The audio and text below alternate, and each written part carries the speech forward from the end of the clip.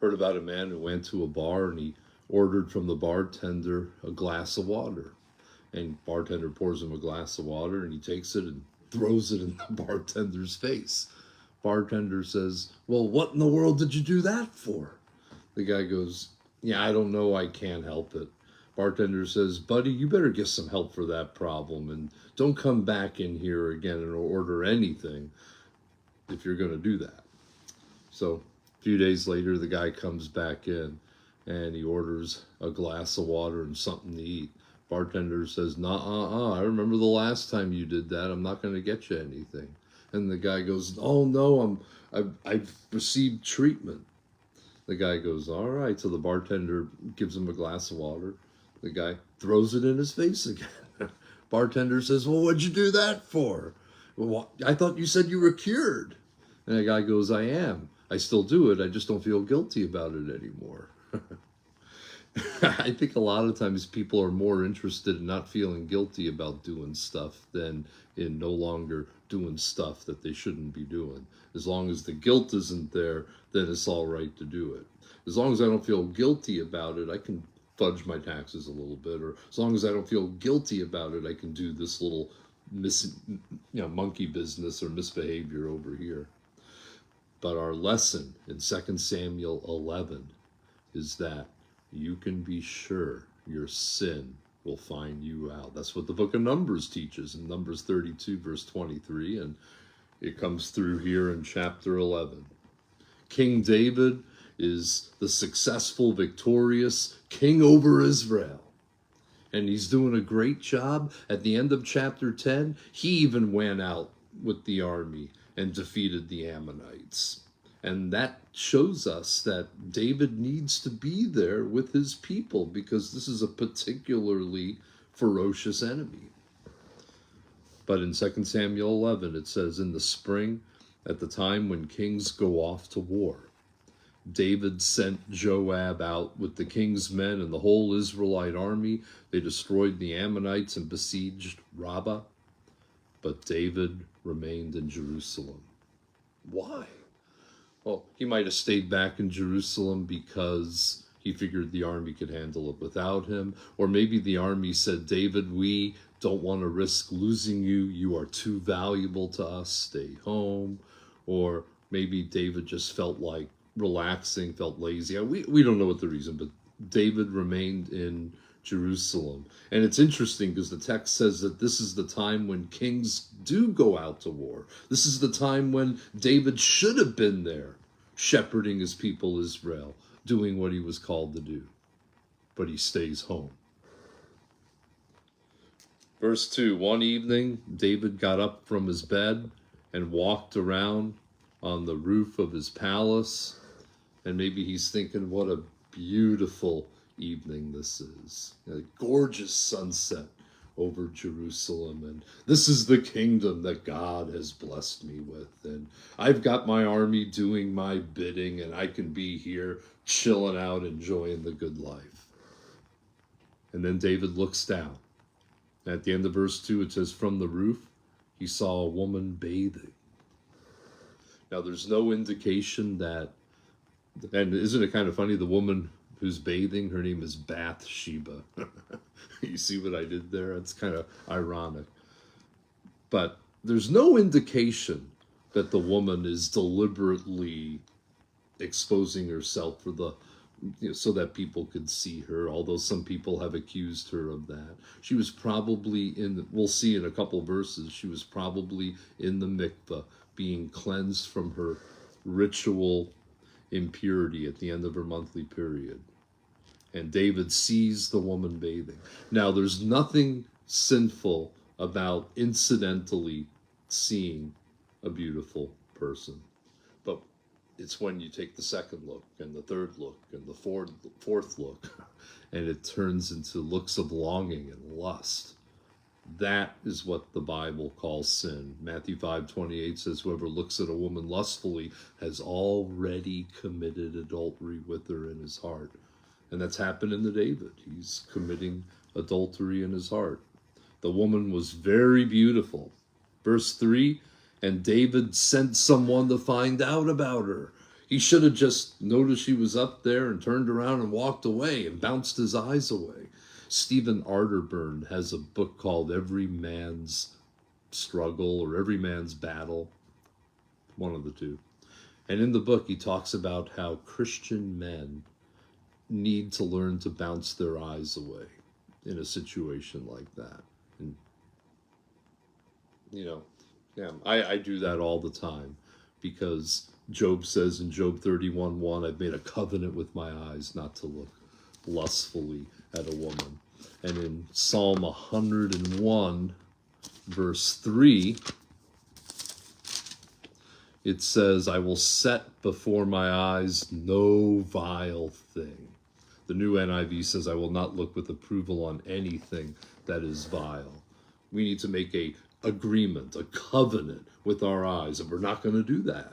That's the only way you're going to get victory over lust, is by bouncing your eyes away and making that covenant to not set before your eyes anything that's going to cause you to fall or lust or stumble. But David goes the next step and says, I want to find out about her. The man said she is Bathsheba, the daughter of Eliam, and the wife of Uriah the Hittite. Did you catch that? The wife. She's married. Keep your midst to yourself, David. This is not the will of God for you. This is your final warning. Stay away. But what does David do? Oh, by the way, it says the wife of Uriah the Hittite. So she's married, and she's married to someone who's not even Jewish. Then David sent messengers to get her. Oh, desire is conceiving and giving birth to sin, and sin, when it is full grown, is going to give birth to death, just like James 1 says. David sent messengers to get her, and who knows what she was thinking? Maybe she was thinking, the king wants to see a lowly commoner like me? I can't imagine what this is about. What an honor. What a privilege to be in the palace of David, Melech Yisrael, the king of Israel.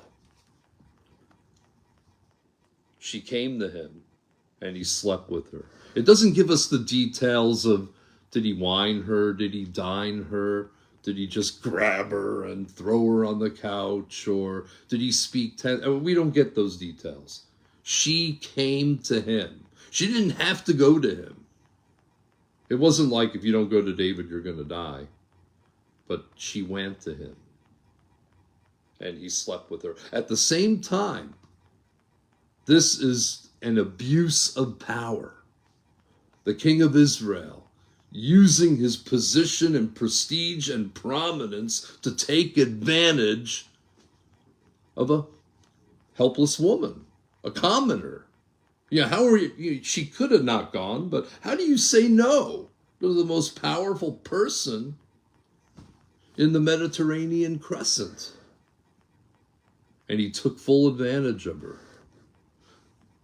What was he thinking? That reminds me of Jay Leno on The Tonight Show years ago when he had, I forget the name of the actor now. I want to say Hugh Grant, but he had him on the show, and Hugh Grant had just committed adultery, an affair on the woman he was about to marry. And Jay Leno says, I want to ask you the question we've all been wanting to ask you. What the blank were you thinking? And that's the question we would have of David. What are you thinking? You're king over Israel. You have Abigail, one of the most godliest women ever. You're married to her.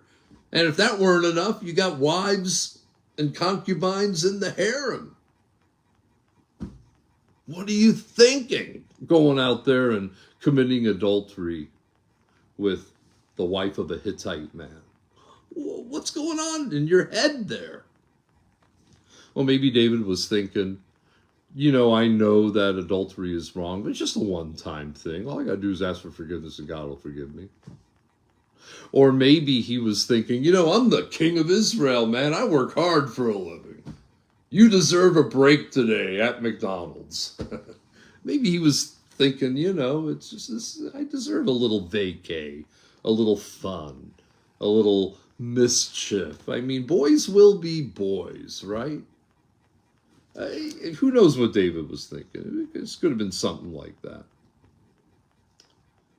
Now, in verse 4, he slept with her, and then it also says, now she was purifying herself from her monthly uncleanness. When a woman has her period, she is unclean for 7 to 10 days, and then when she takes that bath, she is purifying herself from her uncleanness. And I think this is the narrator's way of telling us that she is ovulating, that she's ready to conceive, that she's able to conceive. And then she went back home. Verse 5, the woman conceived and sent word to David saying, I am pregnant. And I can imagine the blood in David's temple starting to pound, his heart starting to pound. Oh man, just my luck. I can't believe this happened to me. Verse 6, I gotta figure something out here. So David sends word to Joab. And what do we know about Joab? He's not the most scrupulous person on the planet. He's murdered Abner, son of Ner, the commander of Israel's army, so that he could keep the position that he has. And David's kind of afraid of him and tremendously respectful of him. So, Joab is not exactly Nathan the prophet we're talking about. And he says to Joab, send me Uriah the Hittite, Bathsheba's husband. And Joab sent him to David. When Uriah came to him, David asked him how Joab was, how the soldiers were, and how the war was going.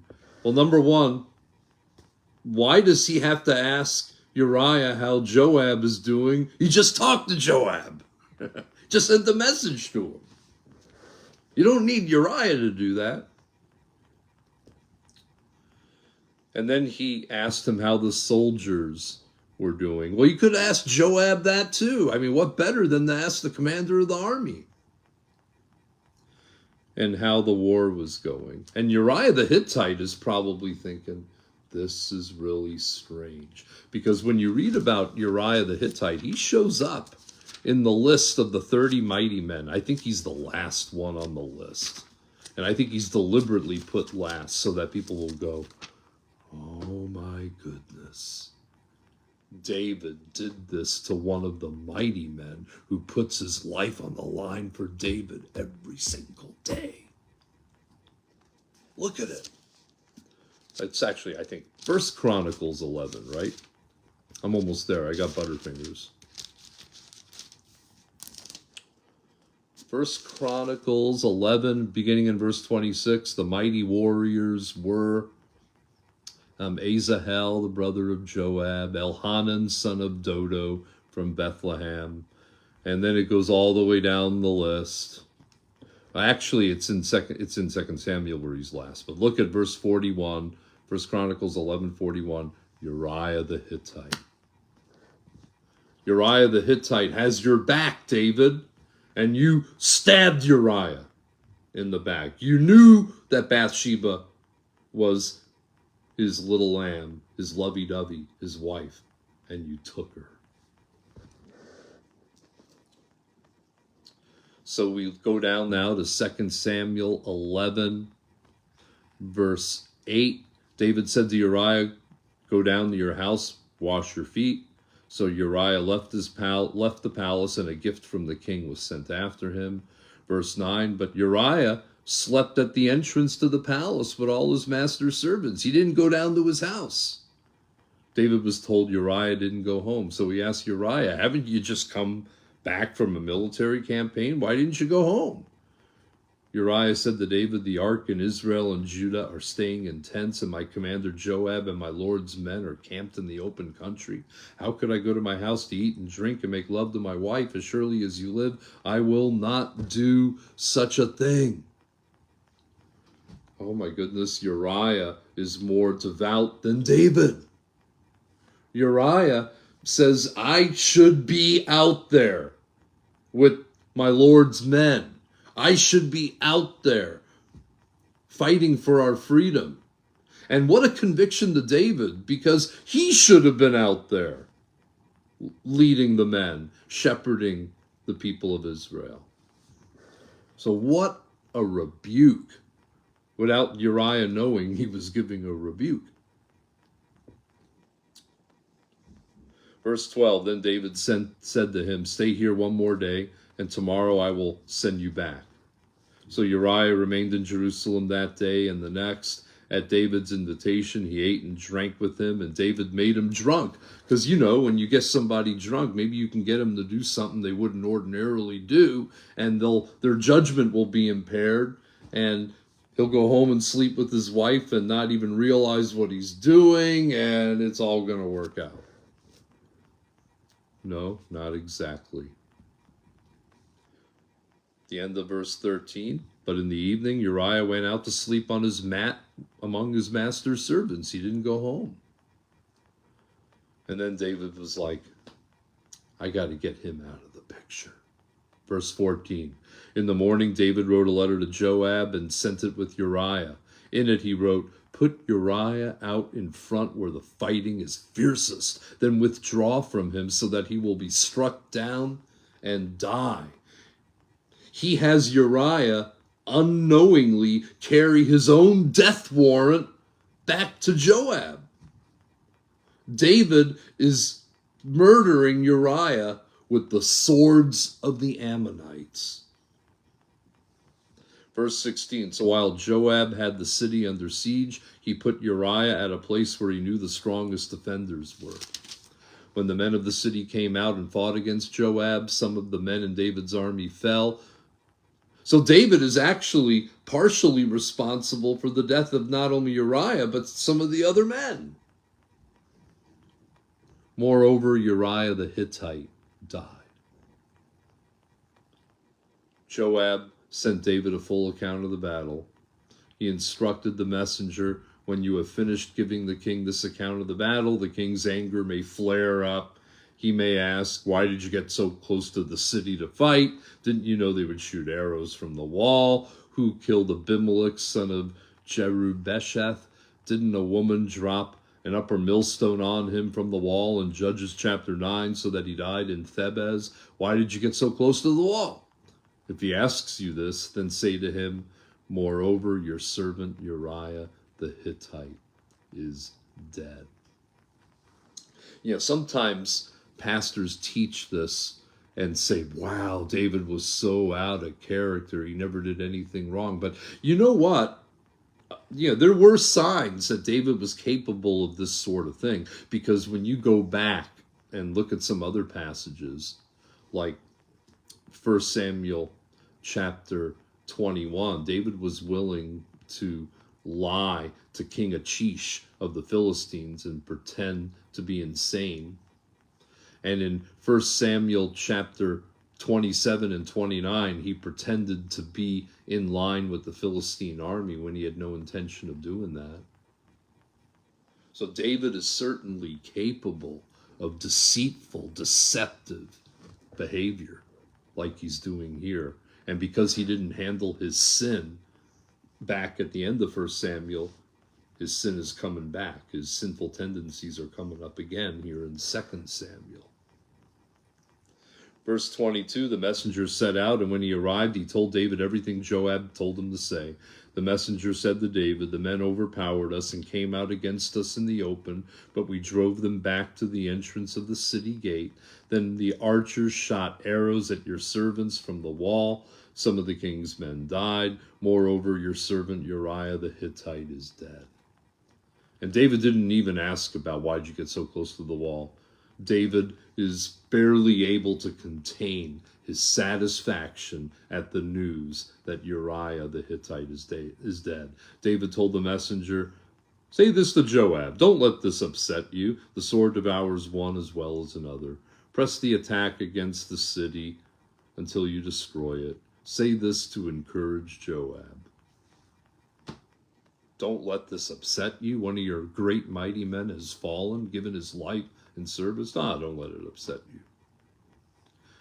Verse 26, when Uriah's wife heard that her husband was dead, she mourned for him, and she would have mourned for 7 days, minimum of 7 days. And maybe she knew, maybe she suspected some realpolitik that David set this up so that he would die. After the time of mourning was over, David had her brought to his house, and she became his wife and bore him a son. And imagine what Israel was thinking. Oh, David is such a wonderful man. He took this poor bereaved wife of a mighty man into the palace and he married her. He's so compassionate and considerate, and he's continuing her line by having a child with her. What a lovely king we have. And politically, that's what David would have wanted them to say. But look at the last verse of chapter 11. But the thing David had done displeased the Lord. And that Hebrew word displeased means to dishonor or to disrespect in an unholy way, to show disregard to who God is. You can be sure your sin will find you out. And when you go to Psalm 32, David writes about this season in his life. And he talks about the blessedness of forgiveness. We'll look at that a little bit more tomorrow, but in Psalm 32, just to whet your appetite, verse 3, when I kept silent about my sin, my bones wasted away through my groaning all day long. For day and night your hand was heavy upon me. My strength was sapped as in the heat of summer. And so David is trying to cover this sin up and let everyone think what a wonderful man he is, but it's killing him on the inside. It's eating him up, what he did. And that's what's going to happen when you try to secretly sin. You think you're getting away with it. You're not getting away with it. At the weirdest times, you're going to have dreams about being caught and being punished, having people laugh at you when they find out about what you did, how your wife is going to leave you and not forgive you because of what you did. You're not going to be able to get it off your conscience, your heart, your mind. And that's what it was like for David for a whole year after this. And then with the toddler, with the little baby crawling around in the palace, we come to 2 Samuel chapter 12, where David is confronted by the prophet of God, and he hears the words that are going to change his life and Israel's destiny going forward. Well, what's the lesson for us as we leave off until tomorrow morning? Number one, first of all, repent. Ask God for help before you sin. If you're tempted to look at someone you shouldn't be looking at, ask God to help you look away. Maybe run out of that area so that you're not in that same place. And if you have sinned, don't try to hide it, because you can't hide it. God sees everything. Confess it. Forsake it. Proverbs 28:13, he who conceals his sins does not prosper, but whoever confesses and forsakes them finds mercy. Give it to the Lord. Ask for grace and mercy and forgiveness. There may be consequences, but there's also going to be grace from heaven above. Jesus loves you. This I know, for the Bible tells me so. Come back tomorrow for the stirring, astounding conclusion to this episode in the life of David. Bye for now, and God bless you, everybody.